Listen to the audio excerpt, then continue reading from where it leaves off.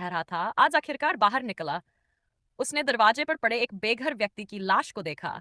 रास्ते में उसे एक आवारा कुत्ता मिला जो किसी लाश को खा रहा था। वह एक लोहे के गेट के पास पहुंचा जिस पर प्रवेश वर्जित था।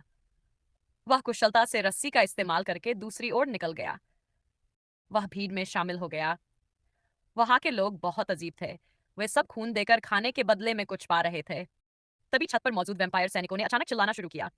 सड़क पर मौजूद एक वैम्पायर अचानक छपटा और कपड़े वाले आदमी की दिशा में दौड़ पड़ा। वापसी का कोई रास्ता नहीं था, इसलिए वह दीवार से सरककर खड़ा हो गया। हाथ में पिस्तौल तैयार थी। उसी वक्त उसके बगल वाला आदमी अचानक बाहर कूदा और पीछे से आए वैम्पायर ने उसे जोरदार झटके से जमीन पर गिरा दिया। फिर उसका खून चूस लिया। वह तुरंत दाईं गली में घुस गया जहां उसे एक ट्रक दिखा। वह सोच रहा था कि शायद यह ट्रक लाशें ले जा रहा है, लेकिन पास जाकर देखा तो दरवाजे पर खून लगा था। असल में न्यूयॉर्क नदी में हुए विस्फोट के बाद से पूरे अमेरिका का सूरज विकिरणीय धूल से ढक गया था। इस वजह से वैम्पायर अब दिन में भी आजादी से घूम सकते थे।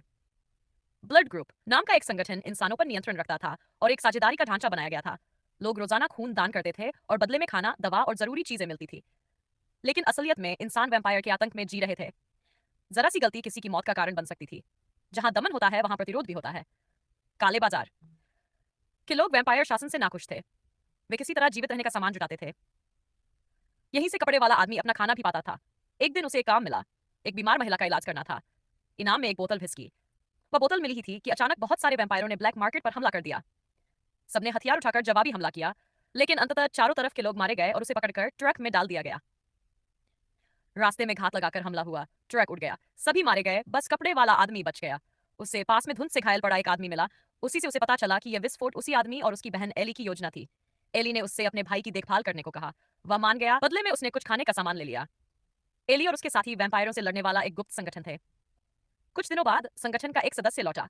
उसने बताया कि उनके साथियों पर हमला हुआ। एक साथी का खून पूरी तरह चूस लिया गया और वह किसी तरह बच निकला। कपड़े वाला आदमी बोला कि जैसे ही कोई साथी संक्रमित होता है, वैम्पायर उसके सारे स्मृति जान को हासिल कर लेते हैं, इसलिए उन्हें तुरंत भागना होगा। इतने में ही वैम्पायर सेना ने हमला कर दिया। उसने विस्फोटक सक्रिय कर संगठन को भागने का मौका दिया।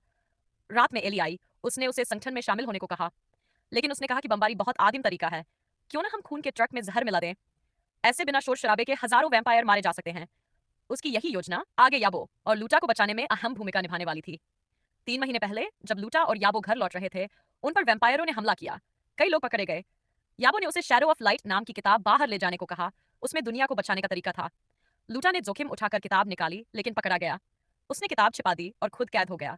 दोनों को ह्यूमन कंसंट्रेशन कैंप था में ले जाया गया। वहां औरतों को जिन्हें मारने की सजा है के साथ बंद किया गया था। वैम्पायरों को ऐसे साहसी लोगों का खून पसंद था। वे उन्हें अच्छे खाने पहनने देते, लेकिन गर्भवती होने को मजबूर करते ताकि बच्चे भी मारने योग्य पैदा हों। लूटा 3 महीने से भागने की कोशिश कर रही थी। उसने